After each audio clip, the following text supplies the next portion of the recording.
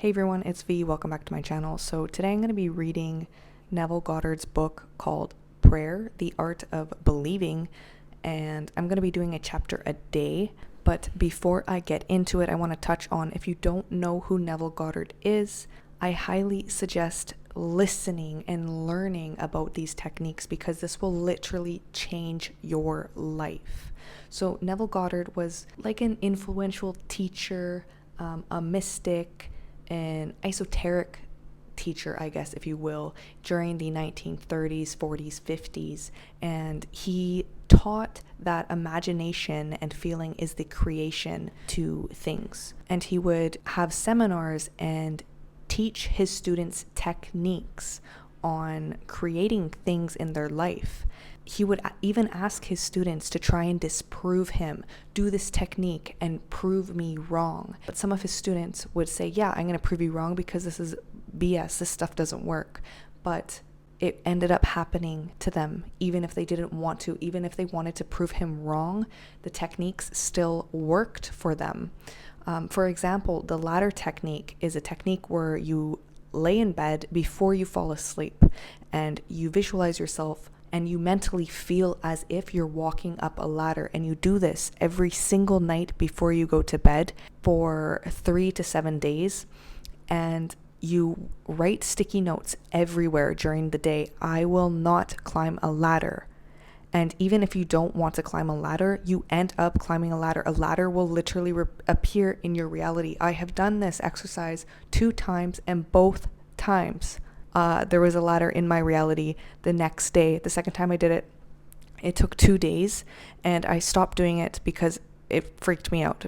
I was shocked at how crazy fast that this actually works. And it's really interesting now that quantum physics proves that our imagination and our feelings and what we tell ourselves every single day, the story that we decide to tell ourselves and tell everyone, this is what creates our reality. And quantum physics now proves this to be true. And Neville was not talking about quantum physics.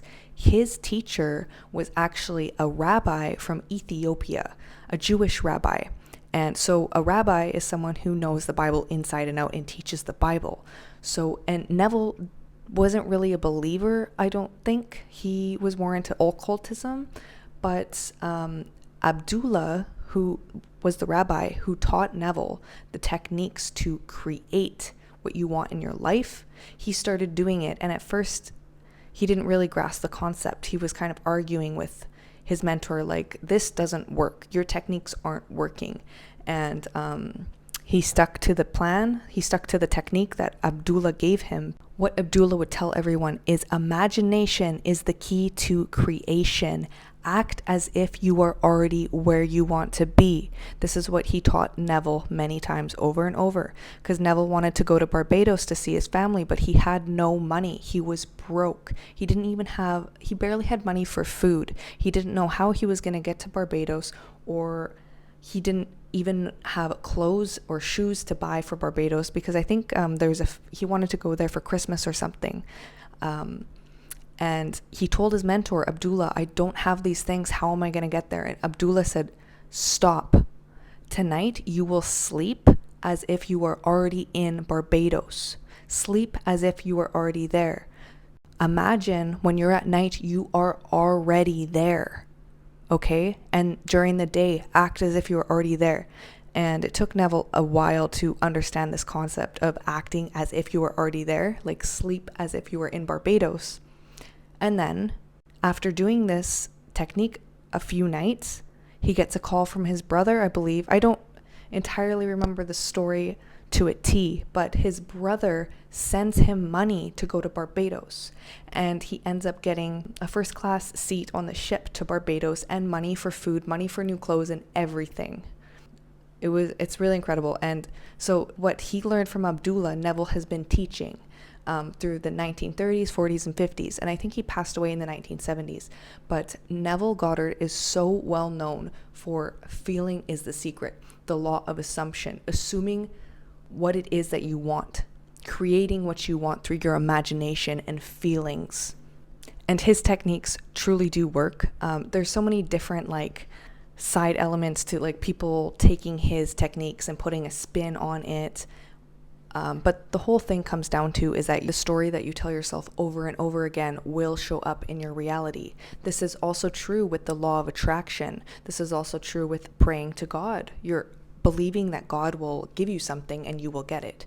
This is also true with quantum physics now, and reprogramming your brain. The more you tell yourself that you are healthy and you are well, you will start to see that in your reality. So it's so neat that every single category of belief, whether it be religion, spirituality, quantum physics, science, all of it, it all goes hand in hand.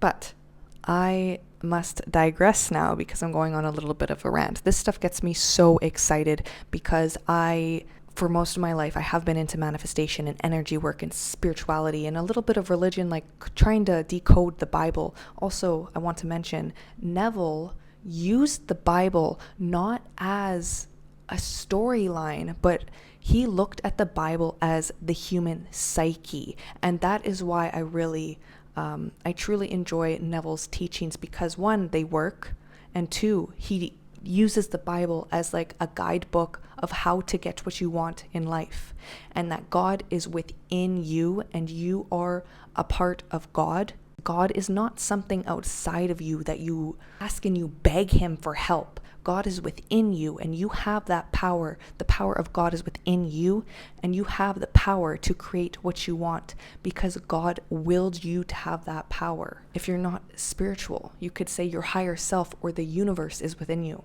Everything is connected in this universe. And knowing that you have the power to have what you want and what you want is actually meant for you is so important for you to know.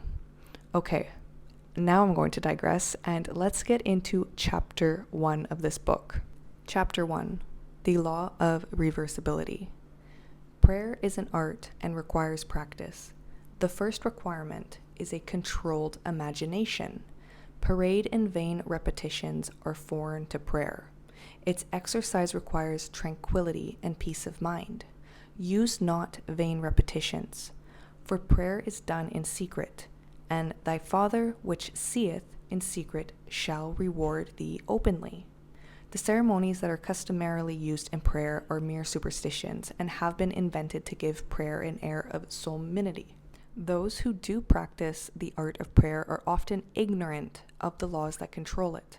They attribute the results obtained to the ceremonies and mistake the letter for the spirit. The essence of prayer is faith. But faith must be permeated with understanding to be given that active quality which it does not possess when standing alone. Therefore, get wisdom, and with all the getting, get understanding. This book is an attempt to reduce the unknown to the known by pointing out conditions on which prayers are answered and without which they cannot be answered. It defines the conditions governing prayer in laws that are simply a generalization of our observations. The universal law of reversibility is the foundation on which its claims are based.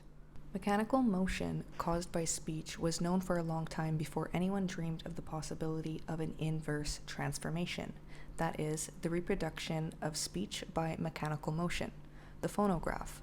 For a long time, electricity was produced by friction without ever a thought that friction, in turn, could be produced by electricity.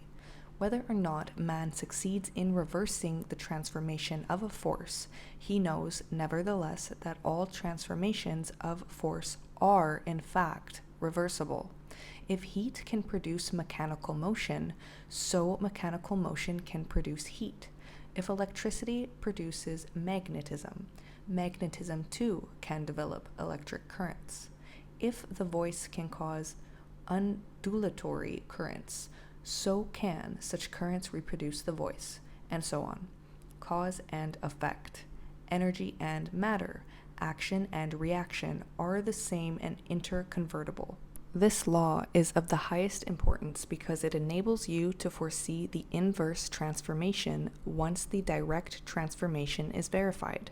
If you knew how you would feel were you to realize your objective, Then, inversely, you would know what state you could realize were you to awaken in yourself such a feeling. So I'm going to interject here. Neville is saying to use the law of reversibility to imagine where you would want to be in the future and act like you already have it, and to reverse it, basically to use that emotion of how you would feel if you were that millionaire, if you were the person who already had everything that you wanted. Reverse it that way. So if you are at point A and you want to go to point B, and in between is just the feeling state that separates you from feeling A, like if you were at point A, so you feel like you were at point A, but you want to be at point B.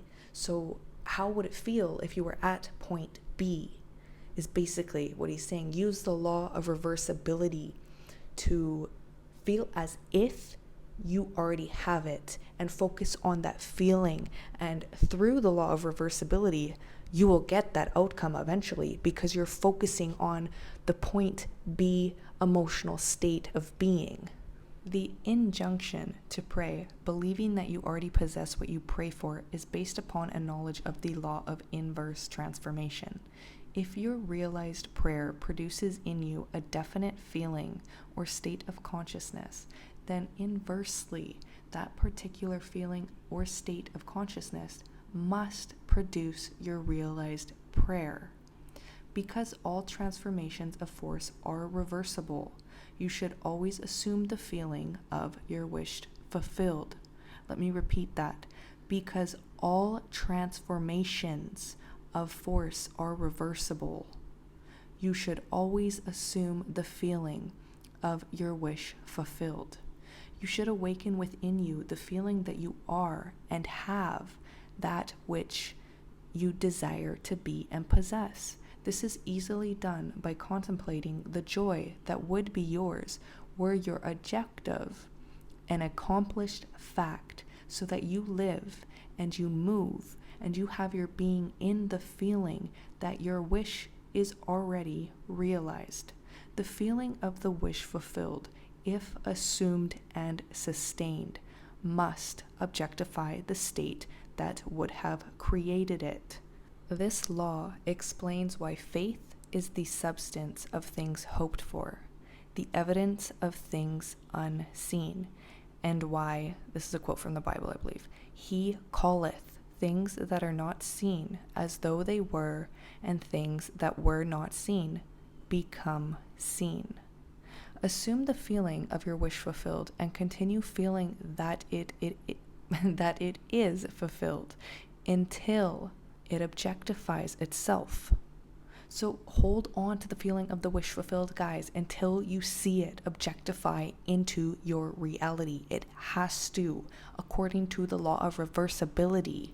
It has no other option than to materialize if you hold on to that feeling as if it were already fulfilled. It's a law. If a physical fact can produce a psychological state can produce a physical fact. That's a mic dropper right there. If the effect A can be produced by the cause B, then inversely, the effect B can be produced by the cause A. Therefore, I say unto you, this is a quote from the Bible, Mark 11:24. What things soever you desire, when you pray, believe that you have received them, and you shall have them. Okay, guys, that is the end of chapter 1. Let me know what you guys think of this chapter. We're going to be doing chapter 2, dual nature of consciousness, tomorrow. Okay, let me know if you liked it. Leave a comment, and I will see you guys tomorrow. Thanks for tuning in. Take care.